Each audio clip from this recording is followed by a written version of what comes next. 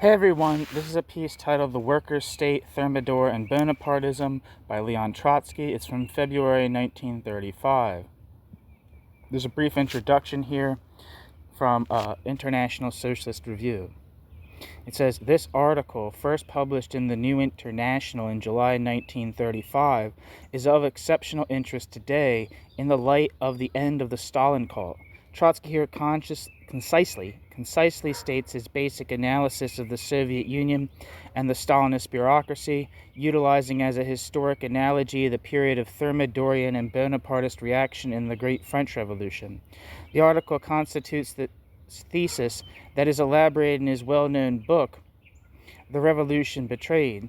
The reference to the appearance of terrorist activity among the Soviet youth is to the assassination of Kirov.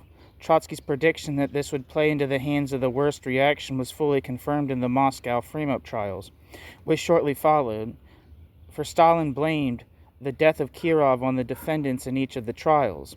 The death agony of the Stalinist bureaucracy has stretched out for a much longer period than Trotsky expected, largely due to the intervention of World War II. But the end of the Stalin cult is a signal that the Soviet workers are again in movement, pressing for an end to the dictatorship of the bureaucracy and a return to the democracy they knew under Lenin and Trotsky. It looks like this was reprinted in International Socialist Review in 1956. So I guess that last bit is in response to the Khrushchev's secret speech at the 20th Party Congress in 1956. Anyway, so here is the actual piece by Trotsky. The foreign policies of the Stalinist bureaucracy, both its channels, the primary one of diplomacy and the subsidiary channel of the Comintern, have taken a sharp turn towards the League of Nations, toward the preservation of the status quo, and toward alliances with reformists and bourgeois democracy. At the same time, the domestic policies have turned toward the market and the, quote, well-to-do collective farmer, end quote. The latest drive against oppositionist and semi-oppositionist groups, as well as against isolated elements who are in the least critical, and the new mass purge of the party, have as their object giving Stalin a free hand for the course to the right.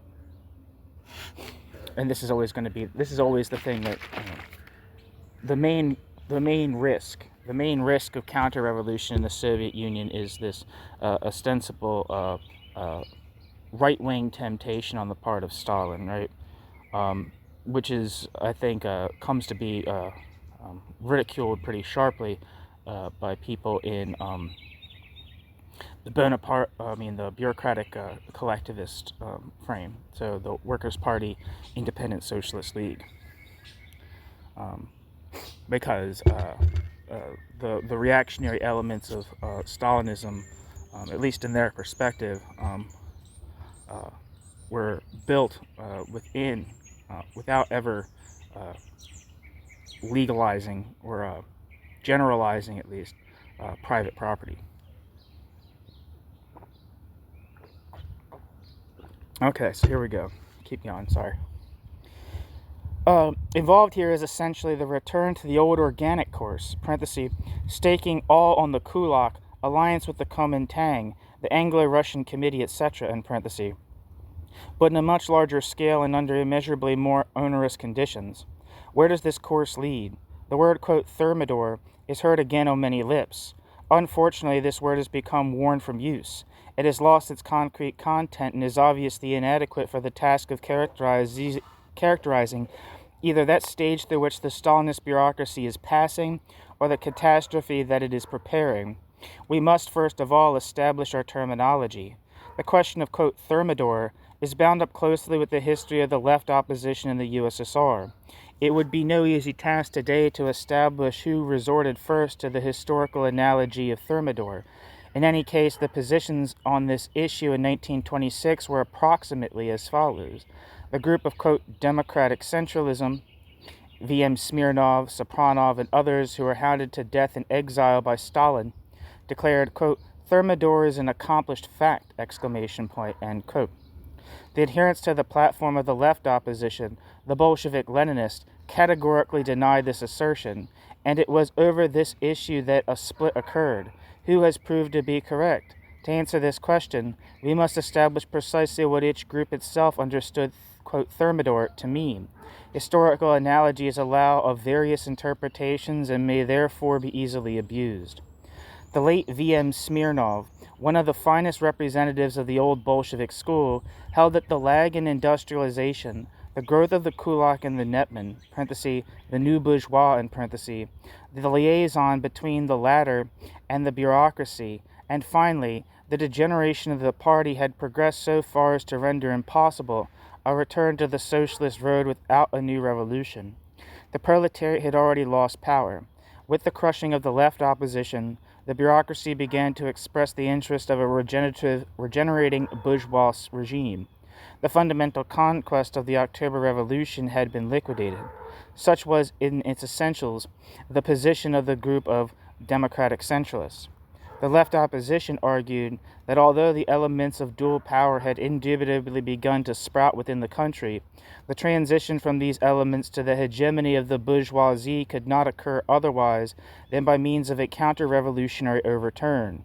The bureaucracy was already linked to the netman and the kulak, but its main roots still extend into the working class. In its struggle against the left opposition, the bureaucracy undoubtedly was dragging behind it a heavy tail in the shape of netmen and kulaks. But on the morrow, this tail would strike a blow at the head, that is, at the ruling bureaucracy. New splits within the bureaucratic ranks were inevitable. Face to face with the direct danger of a counter-revolutionary overturn, the basic core of the centrist bureaucracy would lean upon the workers for support against the growing rural bourgeoisie. The outcome of the conflict was still far from having been decided. The burial of the October Revolution was premature.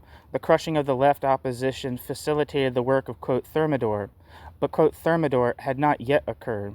We need only review accurately the gist of the controversies of 1926 to 27 for the correctness of the position of the Bolshevik Leninists to emerge in all its obviousness.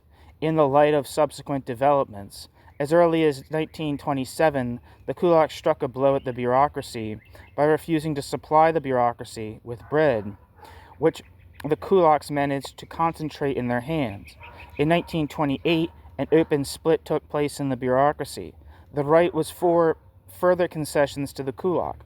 The centrists, arming themselves with the ideas of the left opposition, whom they had smashed conjointly with the rights, found their support among the workers, routed the rights and took to the road of industrialization and subsequently collectivization. The basic social conquest of the October Revolution were saved in the end at the cost of countless unnecessary sacrifices. The prognosis of the Bolshevik Leninists, more correctly, the, quote, optimum variant, end quote, of their prognosis, end parenthesis, was confirmed completely. Today there can be no controversy on this point. Development of the productive forces proceeded, not by way of restoration of private property, but on the basis of socialization, by way of planned management. This is important right here. Because it's saying it's basically consistent with the opening chapter of The Revolution Betrayed, which kind of speaks to the high praises, speaks very high praises of the first 5-year plan, only to later criticize dimensions of its aspects of its implementation, the bureaucratic nature of that planned management, which he doesn't really consider even planning, or at least claims to not, or equivocates on whether it's planning or not, I would say. It's certainly not democratic planning, in his eyes, but it is planning. And so, like, there is a degree to which, in these, like, past couple of sentences that we've heard reading this, that there does appear to be, it does certainly appear to be a degree of adulation of the accomplishments of Stalinism. Anyway, let me get back to the text. You have to hear my marginalia, I'm sorry. The prognosis of the Bolshevik Leninists, parenthesis, more correctly, the, quote, optimum variant, end quote, of their prognosis, end parenthesis, was confirmed completely. Today there can be no controversy on this point. Development of the productive forces proceeded not by way of restoration of private property, but on the basis of socialization, by way of planned management. The world historical significance of this fact can remain hidden only to the politically blind. New section: the real meaning of Thermidor. Nevertheless, today we can and must admit that the analogy of Thermidor served to becloud rather than to clarify the question. Thermidor in 1794 produced a shift of power from certain groups in the convention to other groups, from one section of the victorious, quote, people to other strata. Was Thermidor counter-revolutionary? The answer to this question depends on how wide a significance we attach, in a given case, to the concept of, quote, counter-revolution. The social overturn of 1789 to 1793 was bourgeois in character. In essence, it reduced itself to the replacement of fixed feudal property by, quote, free, bourgeois property. The counter-revolution, quote, corresponding to this revolution would have had to attain the re-establishment of feudal property. But Thermidor did not even make an attempt in this direction. Robespierre sought his support amongst the artisans, the Directory among the middle bourgeoisie. Bonaparte allied himself with the banks. All these shifts, which had, of course, not only a political but also a social significance, occurred, however, on the basis of the new bourgeois society and state. And this is kind of how Trotsky characterizes Bonapartism in the Soviet Union, right? Is that despite the changes in who has power within this state, whether it be the workers themselves or it be the bureaucracy, the fundamental achievements of in this case of the Soviet Union, the proletarian revolution, remained in play. And the same can be said of Thermidor in France, is that the bourgeois revolution, while de-radicalized, defanged, did not overturn the bourgeois revolution. Indeed, these groups that the Directory, that is just mentioned here, the Directory and Bonaparte, did not ally themselves with the forces of the nobility, the aristocracy, or the monarchy, or restore those things, at least in their, I don't know what you want to call Bonaparte crowning himself emperor as, but they upheld bourgeois power within civil society, basically. Even if it was the democratic tendencies within that revolution were defanged. Anyway, of the very same import was the 18th Brumaire of Bonaparte, the next important stage on the road of reaction. In both instances, it was a question not of restoring either the old forms of property or the power of the former ruling estates, but of dividing the gains of the new social regime among the different sections of the victorious, quote, third estate. The bourgeoisie appropriated more and more property and power, parenthesis, either directly and immediately or through special agents like Bonaparte, and parenthesis, but made no attempt whatever against the social conquests of the revolution. On the contrary, it solicitously sought to strengthen, organize, and stabilize them. Napoleon guarded bourgeois property, including that of the peasant, against both the, quote, rabble and the claims of the expropriated proprietors. Feudal Europe hated Napoleon as the living embodiment of the revolution, and it was correct according to its standards. There is no doubt that the USSR today bears very little resemblance to that type of Soviet republic that Lenin depicted in 1917. Parenthesis, no permanent bureaucracy or permanent army, the right of recalling all elected officials at any time, and the active control over them by the masses, quote, regardless of who the individual may be, end quote, etc., end parenthesis. The domination of the bureaucracy over the country, as well as Stalin's domination over the bureaucracy, have well nigh attained their absolute consummation. But what conclusions would follow from this?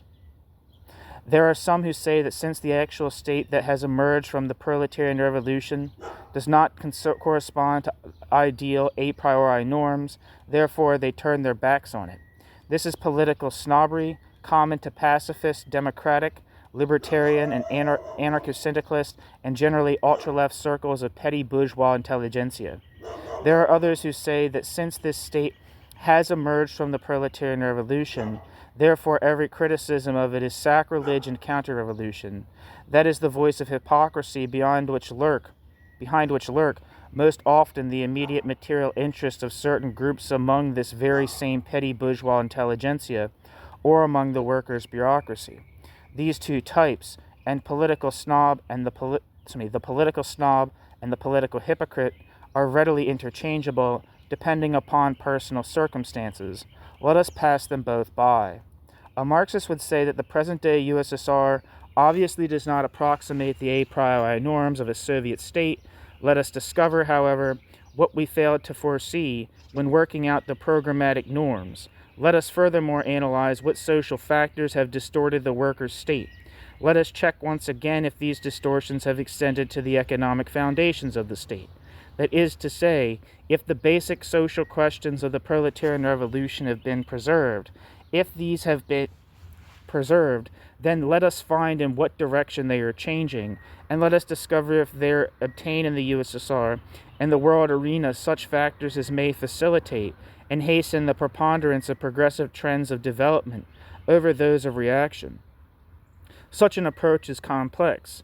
It brings with it no ready-made key for lazy minds, which the latter love so much. In return, however, it not only preserves one from the two plagues, snobbery and hypocrisy, but also presents the possibility of exerting an active influence upon the fate of the USSR. When the group of, quote, democratic centralism declared in 1926 that the worker state was liquidated, it was obviously burying the revolution while it was still alive. In contradistinction to this, the left opposition worked out a program of reforms for the Soviet regime. The Stalinist bureaucracy smashed the left opposition in order to safeguard and entrench itself as a privileged caste.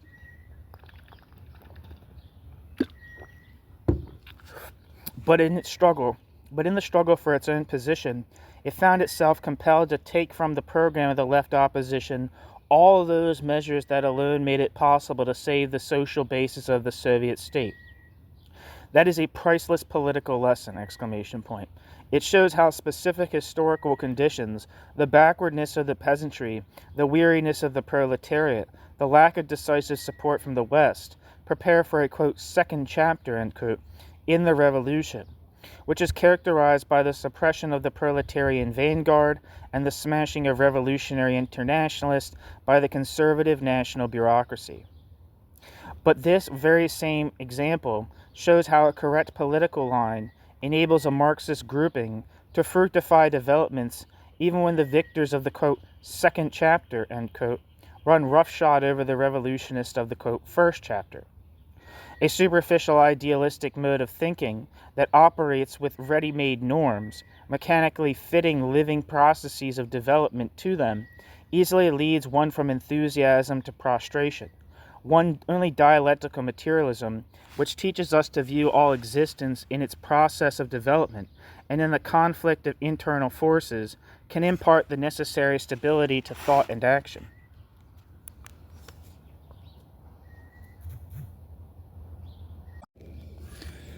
New section: the dictatorship of the proletariat and the dictatorship of the bureaucracy. In a number of previous writings, we established the fact that despite its economic successes, which were determined by the nationalization of the means of production, Soviet society completely preserves a contradictory transitional character, and measured by the inequality of living conditions and the privileges of the bureaucracy, it still stands much closer to the regime of capitalism than to future communism. At the same time, we established the fact that despite monstrous bureaucratic degeneration, the Soviet state will remain the historical instrument of the working class insofar as it assures the development of economy and culture on the basis of nationalized means of production, and by virtue of this prepares the conditions for a genuine emancipation of the toilers through the liquidation of the bureaucracy and of social inequality. Moreover, whoever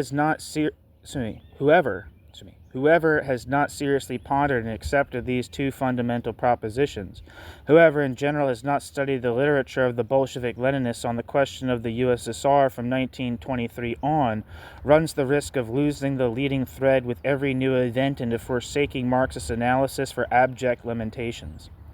Soviet, it would be more correct to say anti-Soviet, bureaucratism is the product of social contradictions between the city and the village, between the proletariat and the peasantry, parenthesis, these two kinds of contradictions are not identical, end parenthesis, between the national republics and districts, between the different groups of peasantry, between the different layers of the working class, between the different groups of consumers, and finally between the Soviet state as a whole and the Soviet state's capitalist environment. Today, when all relationships are being translated into the language of monetary calculation, the economic contradictions come to the forefront with exceptional sharpness. Raising itself above the toiling masses, the bureaucracy regulates these contradictions. It uses this function in order to strengthen its own domination.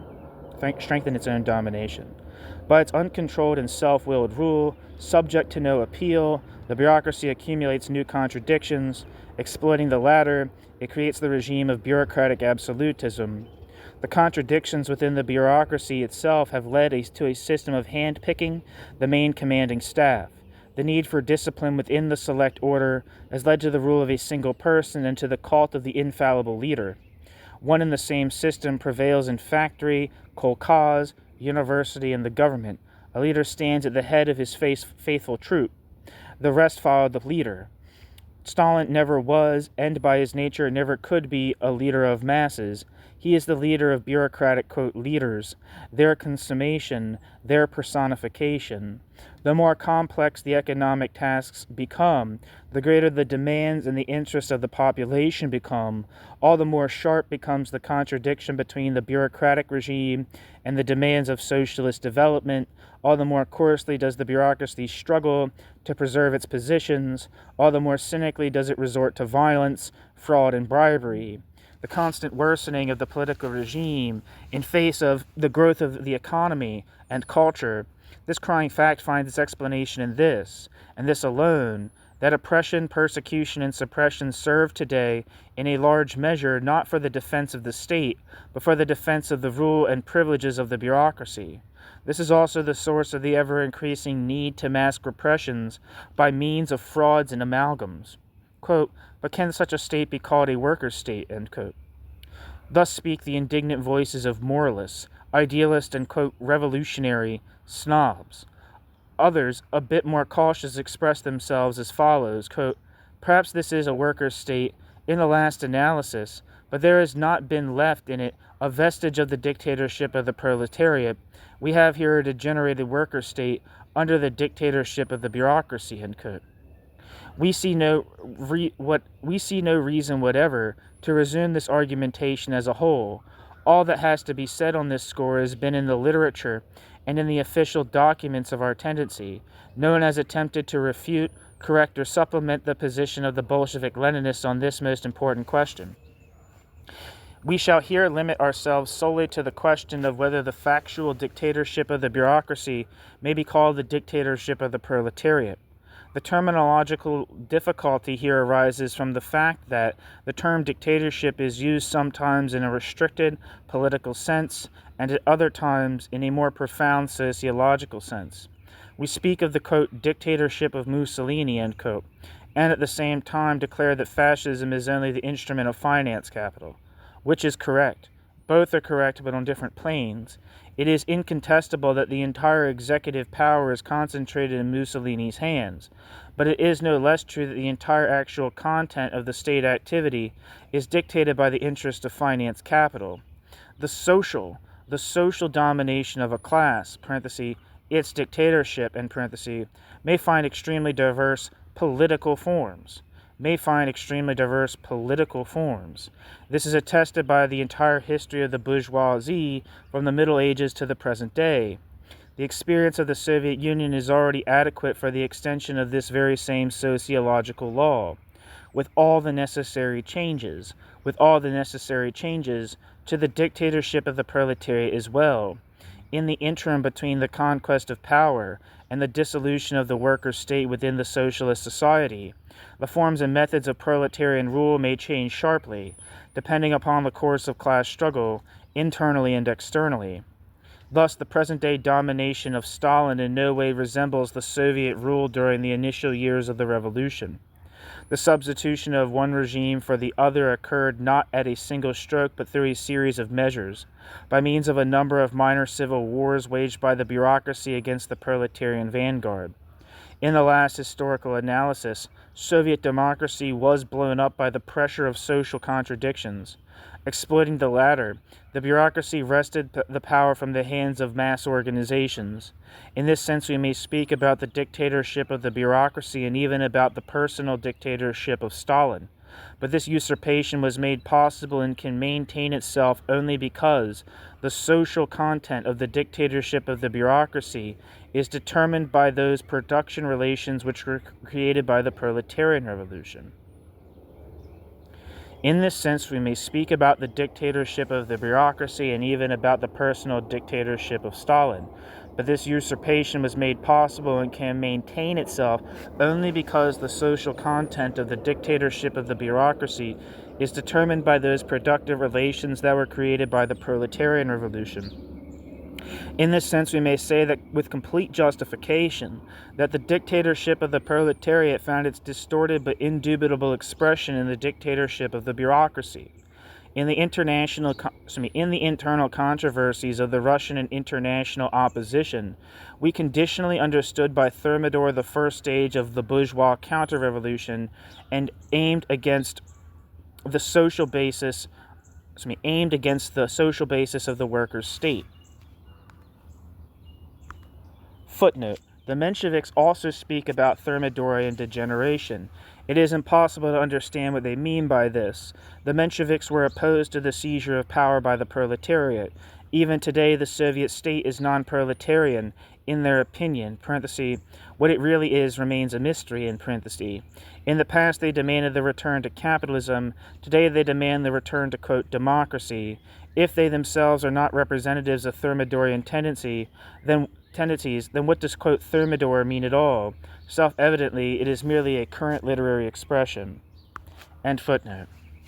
Although the substance of the controversy, as we have seen, did not suffer by it in the past, nevertheless, the historical analogy became invested with a purely conditional and not a realistic character, and this conditional character comes into ever-increasing contradiction with the demands for an analysis of the most recent evolution of the Soviet state. Enough to mention the fact that we ourselves often speak, and with ample cause, of the plebiscitary or the Bonapartist regime of Stalin, but Bonapartism in France came from Thermidor. But Bonapartism in France came after Thermidor. If we are to remain within the framework of the historical analogy, we must necessarily ask the question, since there has been no Soviet, quote, Thermidor as yet, whence could Bonapartism have arisen? Without making any changes in essence in our former evaluations, there is no reason whatever to do so. We must radically revise the historical analogy. This will enable us to gain a closer view of certain old facts and to understand better certain new manifestations. The overturn of the ninth Thermidor did not liquidate the basic conquests of the bourgeois revolution, but it did transfer power into the hands of the more moderate and conservative Jacobins, the better-to-do elements of bourgeois society. Today it is impossible to overlook that in the Soviet Revolution also a shift to the right took place a long time ago, a shift entirely analogous to Thermidor, although much slower in tempo and more massed in form. The conspiracy of the Soviet bureaucracy against the left wing could conserve its comparatively, quote, dry character during the initial stages only because the conspiracy itself was executed much more systematically and thoroughly than the improvisation of the ninth Thermidor. Socially, the proletariat is more homogeneous than the bourgeoisie, but it contains within itself an entire series of strata that become manifest with exceptional clarity following the conquest of power. During the period when the bureaucracy and a workers' aristocracy connected with it begin to take form, the smashing of the left opposition implied in the most direct and immediate sense the transfer of power from the hands of the revolutionary vanguard into the hands of the more conservative elements among the bureaucracy and the upper crust of the working class. the year 1924, that was the beginning of the Soviet Thermidor. Involved here, of course, is the question not of historical identity, but of historical analogy, which always has its limits, the different social structures and epochs. But the given analogy is neither superficial nor accidental. The given analogy is determined by the extreme tension in the class struggle that prevails during the period of revolution and counter-revolution. In both cases, the bureaucracy raised itself upon the backs of plebeian democracy that they assured the victory for the new regime. The Jacobin clubs were strangled gradually. The revolutionists of 1793 died on the battlefields. They became diplomats and generals. They fell under the blows of repression, or went underground.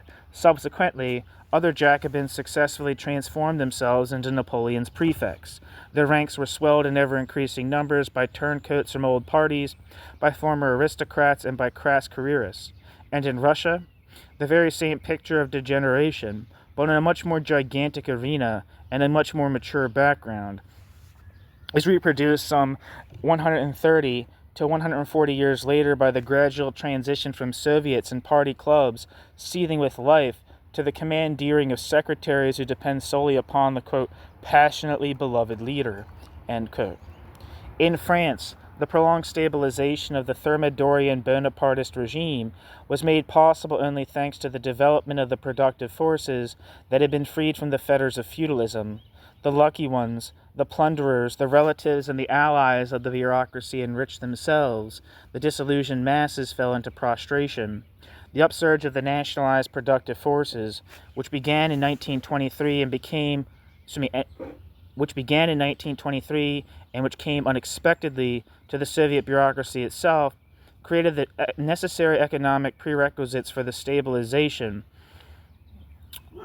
of the Soviet bureaucracy. Oh, Tevis. Hi. Hi, Tevis. What's what I named the groundhog? Oh, you leave Tevis alone. He never did nothing to nobody. Anyway, where the hell am I?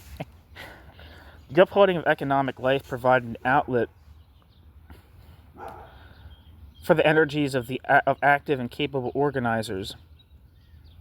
Sorry, I gotta restart this whole paragraph.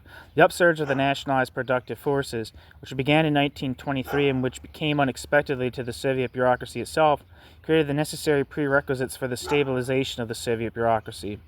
The upbuilding of the economic life provided an outlet for the energies of active and capable organizers, administrators, and technicians. Their material and moral position improved rapidly. A broad privileged stratum was created, closely linked to the ruling upper crust. The toiling masses lived on hopes or fell into apathy. It would be banal pedantry to attempt to fit the different stages of the Russian Revolution to analogous events in France that occurred towards the close of the 18th century, but one is literally hit between the eyes by the resemblance between the present Soviet political regime and the regime of the first consul, particularly at the end of the consulate, when the period of the empire was nigh. While Stalin lacks the luster of victories, at any rate, Stalin surpasses Bonaparte the First in the regime of organized cringing.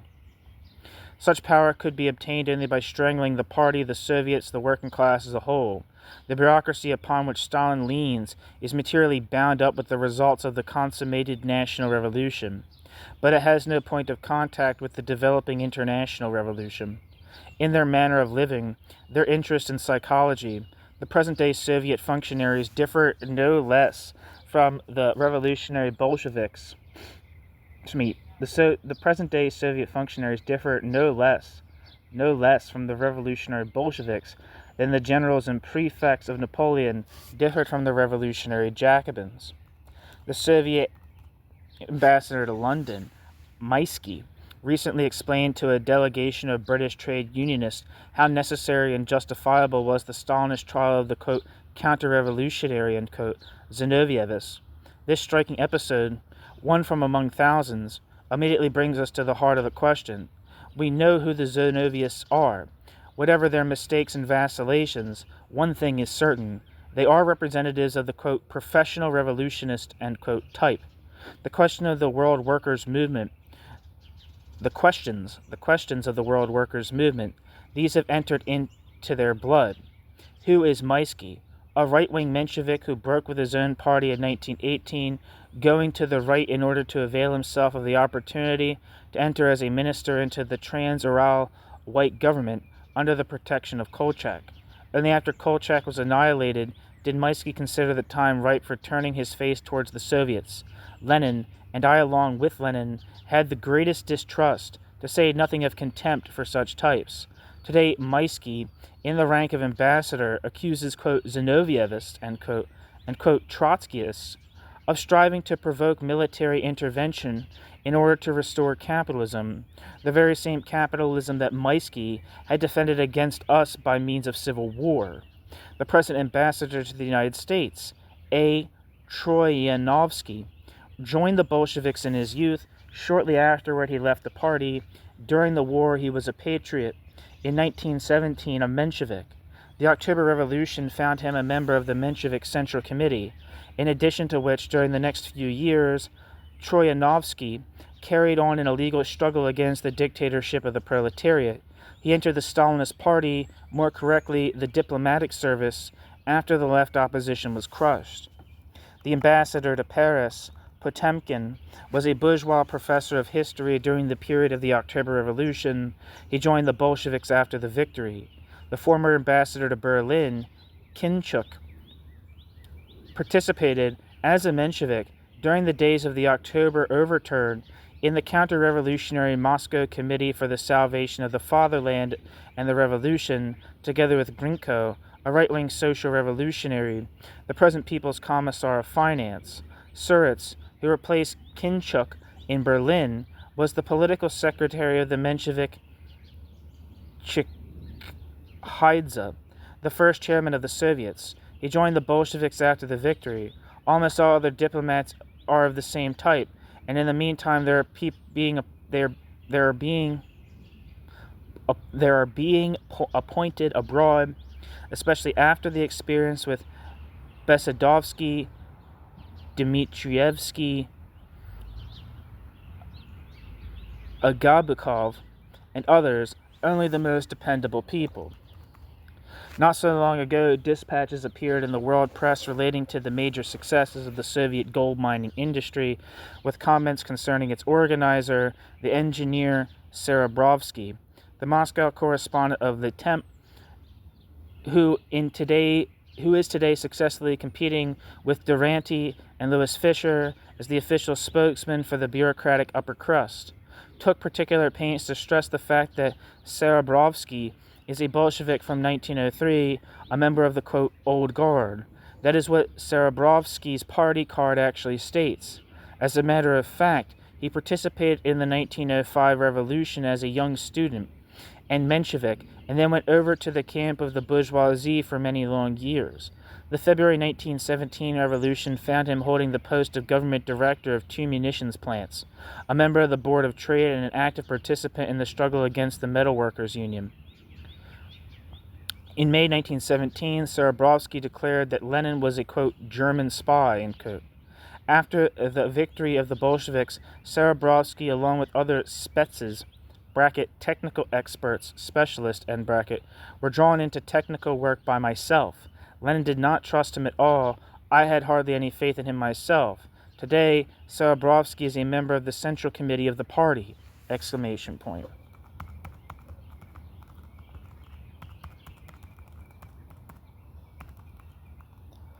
The Theoretical Journal of the Central Committee, Bolshevik, parenthesis, December 31st, 1934, in parenthesis, carries an article by Serebrovsky on the gold mining industry of the USSR. Return to the first page, quote, ... under the leadership of the beloved leader of the party and the working class, Comrade Stalin, ... end quote, 3 lines down, quote, ... Comrade Stalin in a conversation with the American correspondent, Mr. Duranty, ... end quote. 5 lines further down, quote, ... the concise and precise reply of Comrade Stalin, ... end quote. At the bottom of the page, quote, that's what it means to fight for gold in the Stalinist way, end quote. Page 2, quote, ... as our great leader, Comrade Stalin teaches us, ... end quote. 4 lines down, quote, ... Replying to their, the Bolsheviks, report, Comrade Stalin wrote, quote, "Congratulations on your success," end quote, ... end quote. Further down on the same page, quote, "Inspired by the guidance of Comrade Stalin," ... end quote. One line below, quote, ... "The party with Comrade Stalin at the head," ... end quote. Two lines following, quote, ... "The guidance of our party," quote, ... "the guidance of our party," end, exclamation point, end parenthesis, "Comrade Stalin," end quote. Let's now turn to the conclusion of the article. In the course of half a page, we read, quote, ... "The guidance of the genius leader of the party and the working class, Comrade Stalin," ... end quote. And 3 lines later, quote, ... "The words of our beloved leader, Comrade Stalin," ... end quote. Satire itself stands disarmed in the face of such a flood of sycophancy. Quote, "Beloved leaders," one should imagine, are never in need of having declarations of love made to them 5 times on each page, and, besides, in an article devoted not to the leader's anniversary, but to, ... the mining of gold. On the other hand, the author of an article with the capacity for such fawning obviously cannot have anything in him of a revolutionist. Of such caliber is this former czarist director of large factories, bourgeois and patriot, who waged a struggle against the workers and who is today a bulwark of the regime, member of the Central Committee, and 100% Stalinist, exclamation point.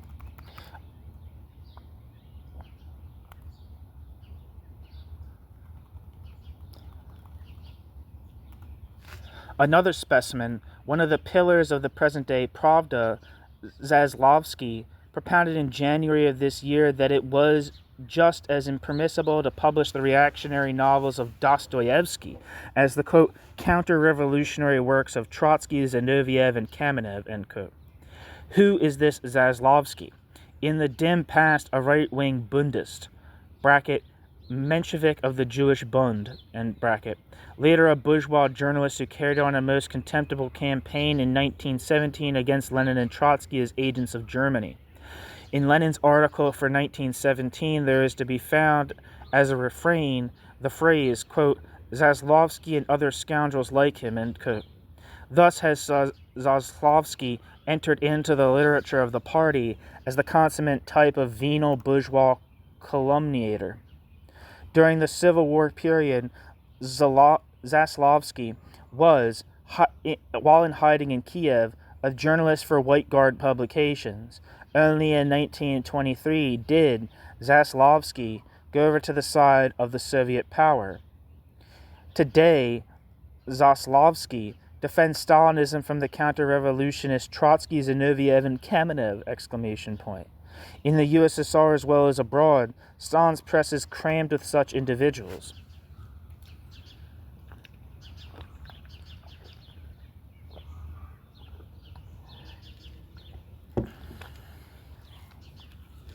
The old cages of Bolshevism have been smashed. Revolutionists have been smashed. Revolutionists have been supplanted by functionaries with supple spines. Marxist thinking has been driven out by fear, flattery, and intrigue. Of Lenin's political bureau, only Stalin has remained. 2 members of the political bureau are broken politically and grovel in the dust. Rykov and Tomsky, in parentheses. 2 members are in prison, Zinoviev and Kamenev, in parentheses. One is exiled abroad and deprived of his citizenship, Trotsky, in parentheses. Lenin, as Krupskaya herself expressed it, was spared only by death from the repressions of the bureaucracy. Failing the opportunity to put him in prison, the Epigons shut him up in a mausoleum. The entire warp of the ruling layer has degenerated. The Jacobins have been pushed out by the Thermidorians and Bonapartists. Bolsheviks have been supplanted by Stalinists. To the broad stratum of the conservative and in no way disinterested Maisky's, Serebrovsky's, and Zaslavsky's, large, medium, and petty, Stalin is the judge-arbiter, the fountain of all boons, and the defender from all possible oppositions. In return for this, the bureaucracy, from time to time, presents Stalin with the sanction of a national plebiscite. party congresses, like Soviet congresses, are organized upon a sole criterion: for or against Stalin. For or against Stalin. Only, quote, counter-revolutionists can be against, and they are dealt with as they deserve. Such is the present-day mechanism of rule. This is a Bonapartist mechanism. No other definition for it can be found as yet in a political dictionary.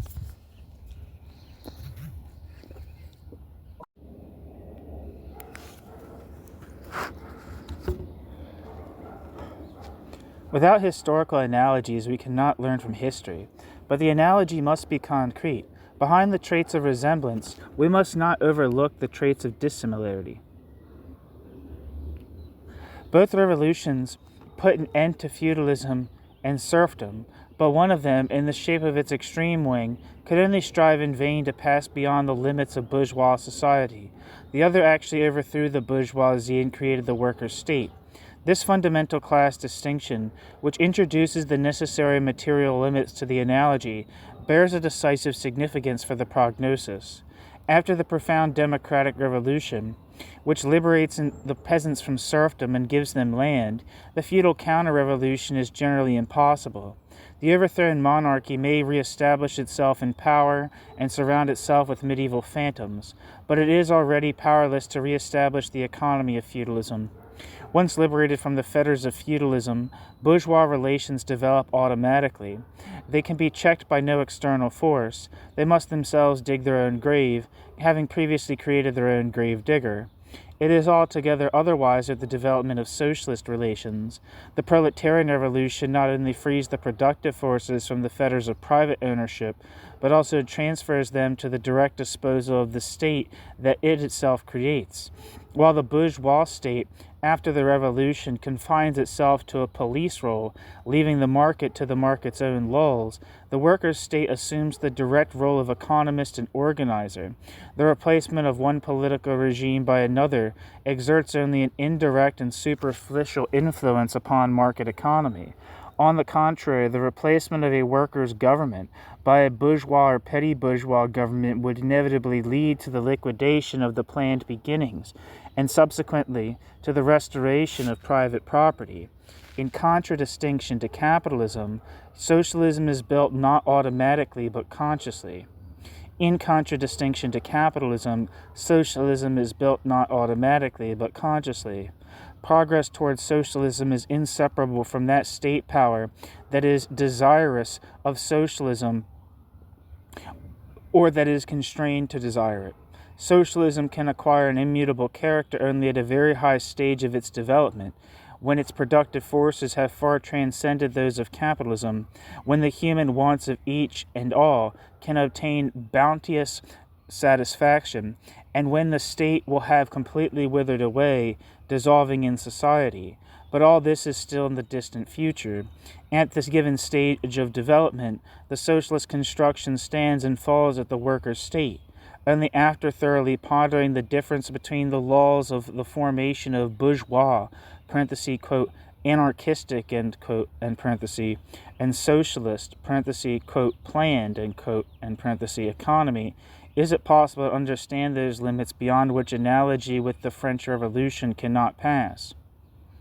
October 1917 completed the Democratic Revolution and initiated the Socialist Revolution. No force in the world can turn back the agrarian democratic overturn in Russia. In this we have a complete analogy with the Jacobin Revolution. But a kolkhoz overturn is a threat that retains its full force, and with it is threatened the nationalization of the means of production. Political counter-revolution, even were it to recede back to the Romanov dynasty, could not re-establish feudal ownership of land, but the restoration to power of a Menshevik and social revolutionary bloc would suffice to obliterate the socialist construction. The fundamental difference between the two revolutions and, consequently, between the counter-revolutions corresponding to them is of utmost importance for understanding the significance of those reactionary political shifts that compose the essence of Stalin's regime. The fundamental difference between the two revolutions, and consequently between the counter-revolutions, quote, corresponding, end quote, to them, is of utmost importance for understanding the significance of those reactionary political shifts that compose the essence of Stalin's regime.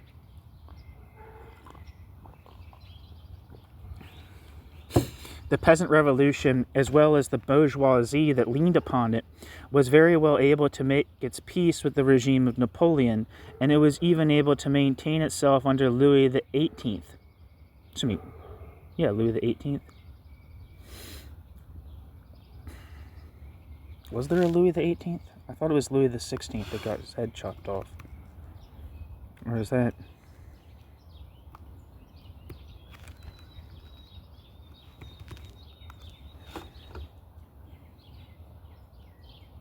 Okay, from 1814, okay, he was the King of France from 1814 to 1824, okay, so I was confused. I'm not an expert on French history, so he's a later king. The proletarian revolution is already exposed to mortal danger under the present regime of Stalin. It will be unable to withstand a further shift to the right. The Soviet bureaucracy, quote, Bolshevist in its traditions, but in reality having long since renounced its traditions, petty bourgeois in its composition and spirit, was summarized to regulate... One second.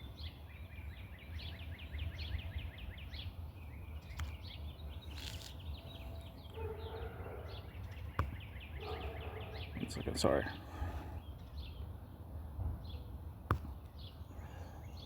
Come on, you sack of shit.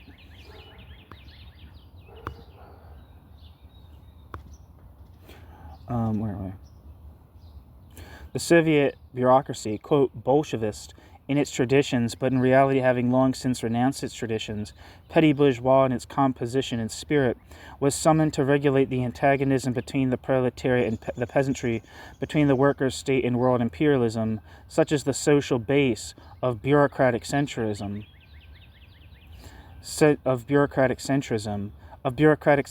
zigzags, bureaucratic centrism's power, bureaucratic centrism's weakness, and bureaucratic centrism's influence on the world proletarian movement that has been so fatal. Footnote: the Brandlerites, including the leaders of the SAP, remaining even today the theoretical pupils of Thalheimer, saw only, quote, ultra-leftism in the policies of the Comintern and denied, parenthesis, and continued to deny, in parenthesis, the very meaning of bureaucratic centrism. The present, quote, fourth period, when Stalin is pulling the European workers' movement on the hook of the Comintern to the right of official reformism, demonstrates how shallow and opportunistic is the political philosophy of Thalheimer, Walcher, and co. These people are incapable of thinking a single question out to its conclusion. Precisely for this reason have they such a revulsion for the principle of saying what is, i.e. the highest principle of every scientific analysis and every revolutionary policy. End footnote.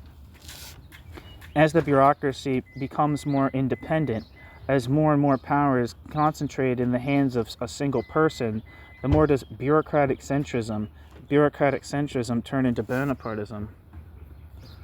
Heading out. I'll see you guys. Good luck, mommy. Okay.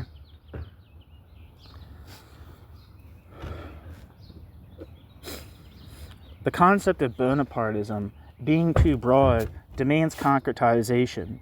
During the last few years, we have applied this term to those capitalist governments that, by exploiting the antagonisms between the proletariat and fascist camps, and by leaning directly upon the military police apparatus, raise themselves above parliament and democracy as the saviors of, quote, national unity. We always strictly differentiated between this Bonapartism of decay and the young advancing Bonapartism that was not only the gravedigger of the political principles of the bourgeois revolution, but also the defender of its social conquest. We apply a common name to these two manifestations because they have common traits. It is always possible to discern the youth in the octogenarian despite the merciless ravages of time. The present-day Kremlin Bonapartism we juxtapose, of course, to the Bonapartism of while rise and not decay, with the Consulate and the First Empire, and not with Napoleon III, and all the more so not with Schleicher or Domergue. For the purposes of such analysis, there is no need to ascribe Stalin the traits of Napoleon I. Whenever the social conditions demand it, Bonapartism can consolidate itself around axes of the most diverse caliber.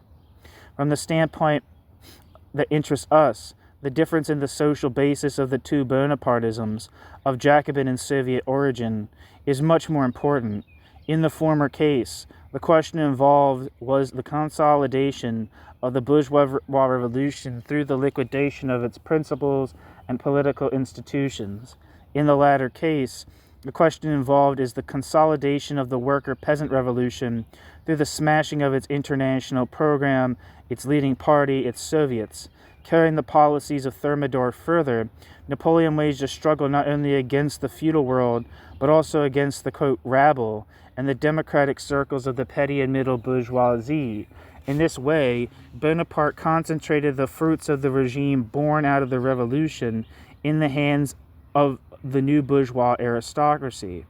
Stalin guards the conquest of the October Revolution, not only against the feudal bourgeois counter-revolution, but also against the claims of the toilers, their impatience and their dissatisfaction.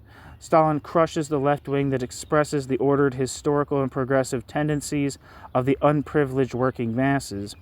Stalin creates a new aristocracy by means of an extreme differentiation in wages, privileges, ranks, etc., leaning for support upon the topmost layer of the new social hierarchy against the lowest, sometimes vice versa. Stalin has attained the complete concentration of power in his own hands. What else should this regime be called if not Soviet Bonapartism? Bonapartism, by its very essence, cannot long maintain itself. A sphere balanced on the point of a pyramid must invariably roll down one side or the other. But it is precisely at this point, as we have already seen, that the historical analogy runs up against its limits. Napoleon's downfall did not, of course, leave untouched the relations between the classes, but in its essence, the social pyramid of France retained its bourgeois character. The inevitable collapse of Stalinist Bonapartism would immediately call into question the character of the USSR as a workers' state.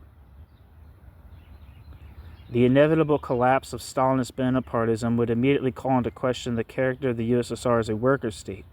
A socialist economy cannot be constructed without a socialist power. The fate of the USSR as a socialist state depends on that political regime.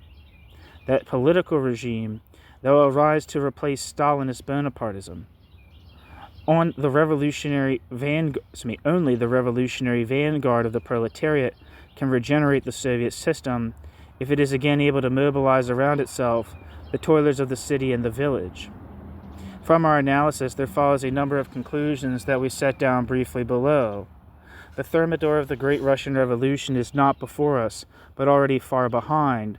The Thermidorians can celebrate approximately the 10th anniversary of their victory. The present political regime in the USSR is the regime of, quote, Soviet, or anti-Soviet, Bonapartism, closer in type to the empire than the consulate. In its social foundation and economic tendencies, the USSR still remains a worker state. The contradiction between the political regime of Bonapartism and the demands of socialist development represents the most important source of the internal crises, plural, and is a direct danger to the very existence of the USSR as a worker state.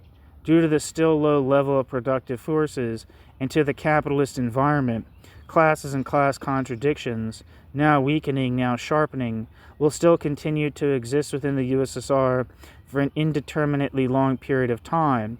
In any case, up to the complete victory of the proletariat in the important capitalist nations of the world. The existence of the proletarian dictatorship also remains for the future the necessary condition for the development of economy and culture in the USSR. Therefore, the Bonapartist degeneration of the dictatorship represents the direct and immediate threat to all the social conquest of the proletariat. The terrorist tendencies within the ranks of the communist youth are one of the most virulent symptoms of the fact that Bonapartism has exhausted its political possibilities and has entered the period of the most ruthless struggle for its existence. The inevitable collapse of the Stalinist political regime will lead to the establishment of Soviet democracy only in the event that the removal of Bonapartism becomes as the conscious act of the proletarian vanguard. In all other cases, in place of Stalinism, there could only come the fascist capitalist counter-revolution. The tactic of individual terrorism, no matter under what banner it proceeds, can, under the given conditions, play only into the hands of the worst enemies of the proletariat. The political and moral responsibility for the very inception of terrorism within the ranks of the communist youth falls upon the gravedigger of the party, Stalin. The chief cause that weakens the proletarian vanguard of the USSR in the struggle against Bonapartism is the uninterrupted defeats of the world proletariat. The chief cause for the defects of the world proletariat, the chief cause for the defeats of the world proletariat is the criminal policies of the Comintern, the blind servant of Stalinist Bonapartism, and at the same time the best ally and defender of the reformist bureaucracy. The first condition for successes upon the international arena is the liberation of the international proletarian vanguard from the demoralizing influence of Soviet Bonapartism, i.e. from the venal bureaucracy of the so-called Comintern. The struggle for the salvation of the USSR as a socialist state coincides completely with the struggle for a Fourth International. Postscript. Our opponents, and they are welcome, will seize upon our, quote, self-criticism, end quote. So, ! They will shriek, you have changed your position on the fundamental question of Thermidor. Hitherto you spoke only about the danger of Thermidor. Now you suddenly declare that Thermidor already lies behind. This will probably be said by Stalinists, who add for good measure that we have changed our position in order the more easily to provoke military intervention. The Brandlerites and the Lovestonites, on the other hand, the Brandlerites and the Lovestonites on the one hand, and on the other certain, quote, ultra-left and, quote, wiseacres, may express themselves in the same key. These people were never able to point out to us what was enormous in the analogy, These people were never able to point out to us what was erroneous in the analogy with Thermidor. They will shriek all the louder now that they have disclosed the error, that we have disclosed the error ourselves. We have indicated above the position of this error in our general appraisal of the USSR. It is in no case a question of changing our principled position as it has been formulated in a number of official documents, but only a question of rendering it more precise. Our, quote, self-criticism extends not to the analysis of the class character of the USSR or to the causes and conditions for its degeneration, but only to the historical clarification of these processes by means of establishing analogies with well-known stages of the Great French Revolution.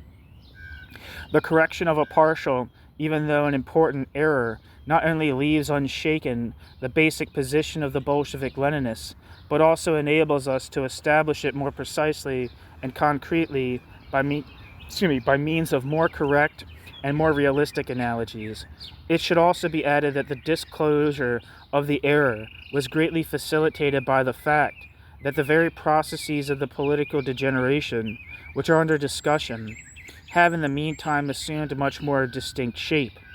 Our tendency never laid claim to infallibility. We did not receive ready-made truths as a revelation. Like the high priest of Stalinism, we study, we discuss, we check our conclusions in the light of existence, we openly correct the admitted mistakes, and we proceed forward. Scientific conscientiousness and personal strictness are the best traditions of Marxism and Leninism. We wish to remain true to our teachers in this respect as well. That's the end of the piece. Thanks for listening.